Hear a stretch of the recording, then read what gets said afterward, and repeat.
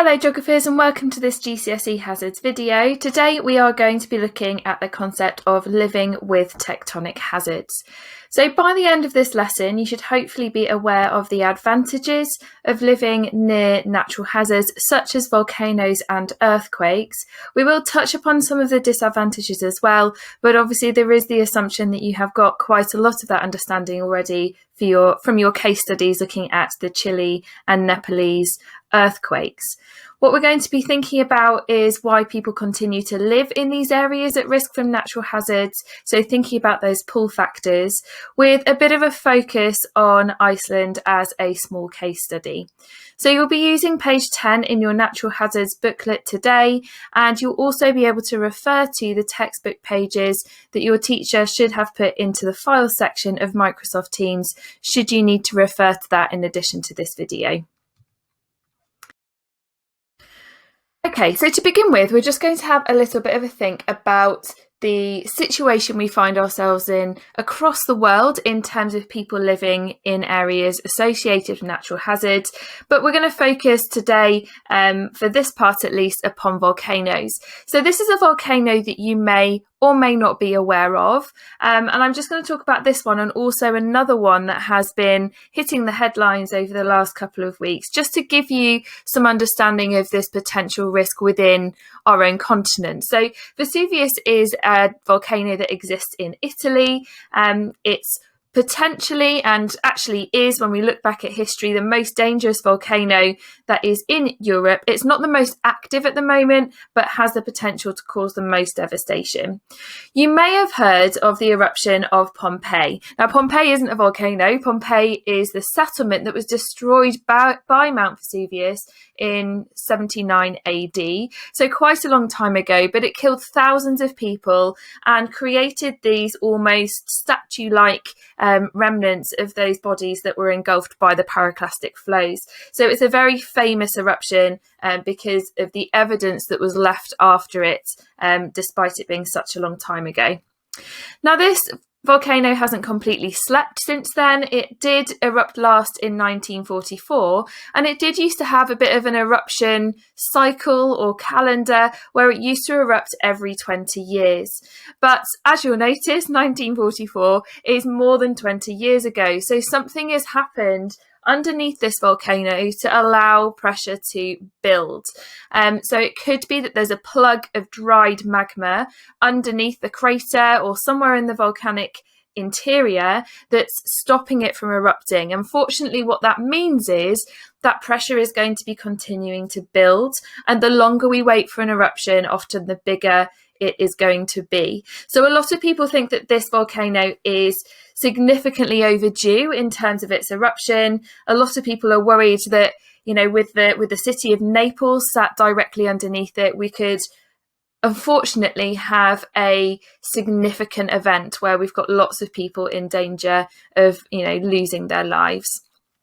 So as it says here, 1 million people still choose to live, that should say, close to this volcano.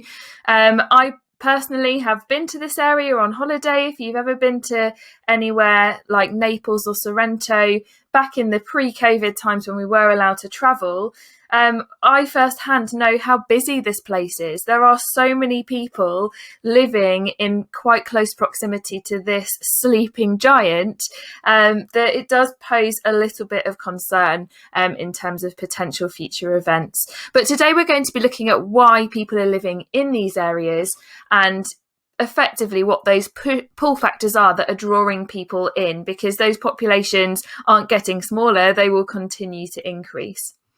I feel I can't go on from this point without mentioning what's happening at this very moment. So at the moment, Mount Etna, which is often referred to as Vesuvius's sister volcano because they are very close together, despite Etna being over on the island of Sicily, they are connected by the same plate margin. So Etna is erupting at the moment. It erupts more frequently. It's the most active volcano in Europe. Its eruptions are smaller because it happens more frequently. But at the moment, we're having some absolutely absolutely amazing activity occurring over there. So there's been some quite big volcanic tremors, so earthquakes. There've been these big 1,000-meter high lava fountains, which are higher than this region has seen in a very long time. Those lava channels and falling ash have created quite a lot of fires around the region. This has all happened because a new crater has opened on the southeast of the actual volcano. And of course, as you can see there's significant ash plumes coming out of this area. But again, we have been here. We've taken year 10 geographers here in the past. We've actually been on the volcano as it's been erupting. Not to this extent. It will be worth noting, I think, at this point for anybody who is concerned about that risk assessment. But actually, this is an area that has a lot of people living around it, and you can see from the picture in the bottom left that there are still some pretty high population numbers around this volcano. So what we're going to be doing today is looking at why on earth these people choose to live in these regions. Now, it's worth noting that this part of the spec doesn't have to just focus in on volcanoes. I think we'll keep it to tectonics for now, because there's lots to talk about in terms of why people live in tectonic areas. So we will branch it out to earthquakes a little bit as well. But there are many more pull factors associated with volcanic eruptions and volcanic areas. So we'll focus on that as the kind of primary hazard. So what I'd like you to do now is find this table in your booklet, and you're going to complete this table to explain why it is that people live in these volcanic areas, or indeed tectonic areas. You can be thinking about earthquakes as well. Now, as I said in the intro to this video, the textbook will help you. If you want to use that to support your learning for this activity, you will need page 18. So scroll to page 18 on that PDF in your Microsoft Teams files. If it's not there, then send your teacher a little note and just ask if that can be made available to you. Otherwise, you can maybe just try and work out these icons and come up with some ideas yourself. I will go through each of these one by one with you after you've given it a go, but I would like you to have a bit of thinking time first. So pause this video now and fill this table in to the best of your ability, and then when you've done that, unpause this video and we will run through some discussions about each of these pull factors together. Okay, so just for reference, this is the part of the textbook that you probably found, and I'm going to refer to a lot of this stuff as I go through my discussions. But if you just wanted to kind of pause for the moment, if you haven't yet used the textbook, and just be kind of glancing over this and looking for anything that you might have missed, and then again unpause when you're ready to go through things with me, looking through those table bits separately. Okay, so let's start on the first three. So hopefully that icon at the top has suggested that there's something to do with time or dates or whatever. So what you've hopefully identified, and I did actually mention this in the context of Vesuvius earlier, is that life-threatening hazards don't actually happen all that often. So you may not get a volcano for hundreds of years. You may get small earthquakes in an area, but not the big ones that cause significant concern, at least for a couple of decades. And what that means is that these things might not have actually happened within the lifetime of the population that exists there. If you're 70 years old even, and you're considered one of the elderly people in the population, but the volcano hasn't erupted in 82 years, then your parents probably would have been there, but you weren't aware of it personally. And that does actually reduce the perception of risk that people have if they haven't personally experienced something. So as a result, many people feel that these regions are quite safe, and they choose to live there because they may be facing other threats in other places that are much more imminent. So for example, a conflict would be happening here and now, and that's going to cause problems as well. So if you're kind of weighing up things and you think, right, this volcano might go off, but it might not, but this conflict is happening right now, you're probably going to choose the volcanic area over the area of conflict. Okay, so looking at this next one here, we've obviously got people thinking about money. Now, it's worth noting that if you've got an area that is quite risky, for whatever reason, it's going to reduce the land price. And that is very much true in areas where you have got a hazard based risk. So if it's an area that is quite close to a volcano, maybe it's an area that is prone to landslides or earthquakes or whatever it is that is posing that risk, then the land price will be lower. Now, this is particularly attractive to people who need to buy a lot of land. So perhaps it's people that, are wanting to build, to have a farm or anything that requires space. And of course, that therefore is particularly attractive in areas where you've got low income, because those places tend to be also needing things to be cheap, but of course relying very much upon agriculture for their main income. So if you've got a lot of space that you can buy for a lot of money, then of course that's going to be drawing people in.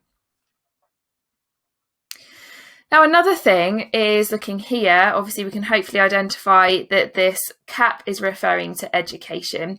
If we've got a lack of education or awareness in an area, and again, this is particularly going to be the case in either low income countries or areas that haven't had that experience of the hazard themselves, then that means that many people aren't aware of the risk in the area, so they will move there, because if you're not aware of something, then of course it's not going to play a part in your decisions in terms of where you live. Okay, looking at these ones then. So hopefully you've spotted that we've got some icons here referring to agriculture. Now, you may even remember from year 9 when you've looked at volcanoes and understood how and why people live in these areas, that actually volcanic eruptions in the short term are not that great for the land around them. Obviously, they will create fires like they're doing in Etna. They will perhaps cause breathing difficulties for any kind of cattle or sheep or whatever's there. And the ash and lava will potentially smother anything that's on the surface at that time. However, give it a couple of months even, or just a few years, and those minerals that have come from the volcano, because that's brand new rock that hasn't been eroded and leached from its nutrients, then actually that will provide a natural fertilizer. So areas around volcanic areas are brilliantly fertile. That's why on the flanks of Mount Etna or on Sicily, you will find lots and lots of farms growing lemons, olives, lots of grapes being kind of grown for wine.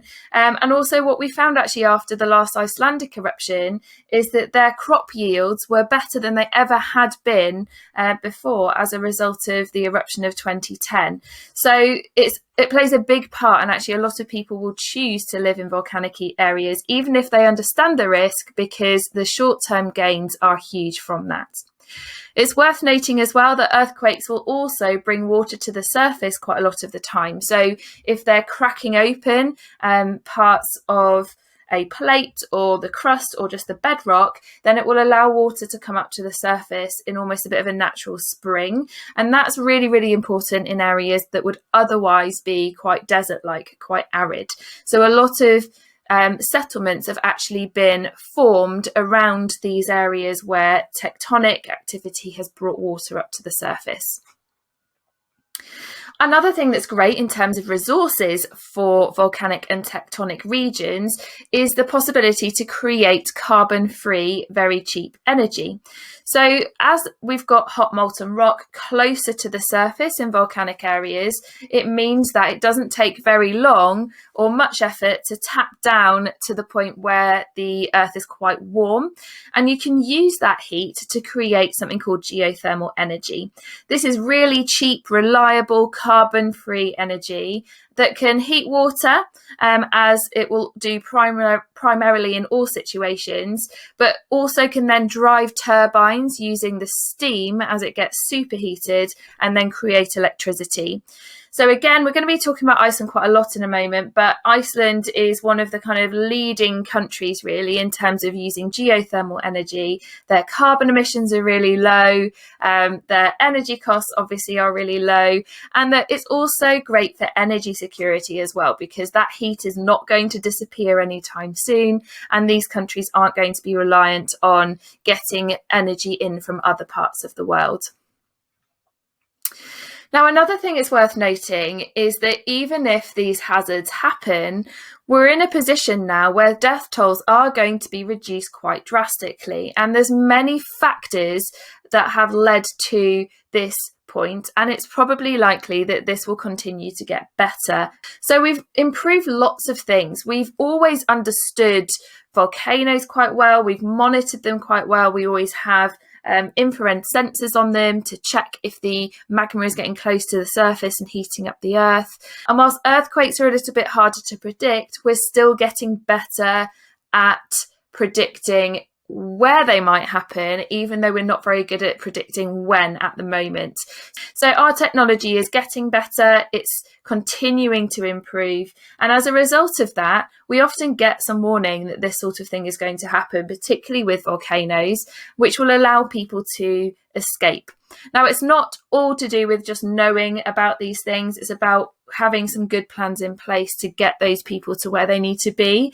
So governments and organisations, as we've become more aware of these problems, have got much better at creating evacuation plans, mapping evacuation routes, so signs within towns and cities to show people where they need to go, so that you have less panic that will effectively slow down your population. So there's a lot of management, but also a lot of monitoring that are helping these areas be far less risky than they were perhaps even just 30-40 years ago. And the last thing that we are doing to make these places safer is we're actually planning our buildings better. So we're using lots of clever strategies in architecture, in technology, to make sure that we create something called life-safe buildings. Now, there's lots of things we do in particular when we think about earthquakes. So we do something called cross-bracing. We can put weights on them that counteract the movement of the building itself. And we've also got lots of things we can do in terms of volcanic reduction as well. So even just simply having a stronger roof in a volcanic region is better, because a lot of the issues that occur after an eruption are due to collapse of the roof because ash collects on it and becomes really heavy. So there's lots of simple things alongside very clever high-tech ways in which we can make our buildings safer. And if we can make these places a nice, safe area for people to go to if they are going to be stuck in the area, then that's potentially going to reduce risk as well. Okay, so what we're going to do now is we're just going to finish by looking at a part of the world that is particularly good at taking its volcanic situation, its life on a plate margin, and working it to its own advantage. So we're going to be looking at Iceland today, and what I would like you to do is I'd like you to pause this video and watch the two videos in the description box below that are linked, Iceland 1 and Iceland 2. And as you're watching those, I'd just like you to make notes on the advantages that Iceland experiences as a result of living on this tectonically and volcanically active plate boundary. Once you've done that, of course, you can unpause and then we'll go through a few of those things together. Okay, so if you haven't had the textbook in front of you for this lesson, I will also just show you this here, which is an extract from the page 18 that I referred to earlier in this video, just as we pick up on some of the things that you could have written into the box for the Iceland case study. So it's worth noting the amount of people that live here. So Iceland is actually quite a low population part of the world. However, the people are very much concentrated in the southwest region near the capital city of Reykjavik. So there's 320,000 people living upon what is effectively a volcano that poked out of the sea. That's how Iceland was made as a new island. It's on a hotspot as well, so it's incredibly active. So it's on a constructive plate margin because it's between the Eurasian plate and the North American plate. So we've got movement away from each other on those plates, and then we've got this extra plume of energy coming from a hotspot. So these people are very much in the middle of the sea, at potential risk, I suppose, from these volcanic eruptions. But eruptions recently haven't been killing people in Iceland because of those things we spoke about in terms of monitoring and evacuation. Therefore, the benefits often outweigh the negatives here. So some of the things that you probably picked up on from those videos are things such as the energy we spoke about together earlier. So hot water is very, very much generated by geothermal means. So 90% of the hot water going through buildings in Iceland is from the geothermal power plants, so the heat of the volcanoes creating that clean and cheap energy. And also it is also inputting into the electric grid as well. So 25% of the electricity in Iceland comes from the heat of the volcano as well. Tourism plays a huge part in volcanic regions. It's something we haven't really spoken about yet, although you will have picked up on it from the videos.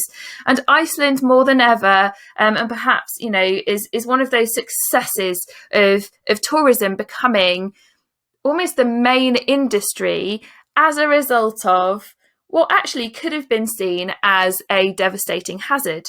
So tourism has always been there in Iceland, but I remember when we first started going there with sixth formers, it was very much a kind of off-the-grid experience. Whereas if you go to Iceland now, obviously after COVID, it's a completely different place. There is just a tourism industry booming up, not just in the central regions, but if you go and see a waterfall, there is a tourism almost kind of service station next to it with outdoor shops, restaurants. It's really grasped tourism in the last few years. And that seemed to kind of snowball after the eruption of 2010, where there was a huge eruption that actually affected the rest of Europe.